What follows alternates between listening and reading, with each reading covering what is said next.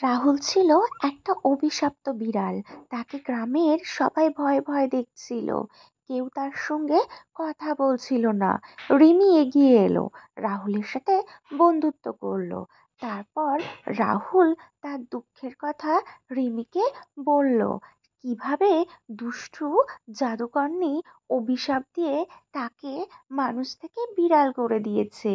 তারপর তারা চলল জঙ্গল পেরিয়ে, নদী পার হয়ে সেই অভিশপ্ত দুর্গের কাছে, যেখানে রাহুলের আবার মানুষ হবার জন্য জাদুর সুরটা আটকে ছিল। রিনি আর রাহুল সেই ভাঙা প্রাসাদের সামনে এসে হাজির হলো। তারা সেই ভয়ঙ্কর প্রাসাদকে দেখছিল। রিমি যেই পিয়ানো বাজানো শুরু করলো, সেখান থেকে জাদুই জাদু বার হলো।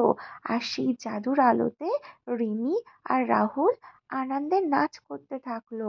তারা নাচ করতে করতে সবটা ভুলেই গেল। তাদের বন্ধুত্বের কাছে অভিশাপ হার মেনে গেল।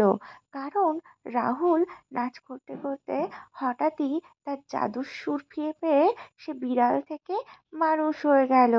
তারা খুব খুশি ছিল। তারা একসঙ্গে খুব মজা করলো, নাচ করলো।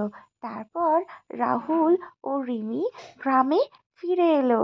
গ্রামের সবাই তাদেরকে দেখতে থাকলো।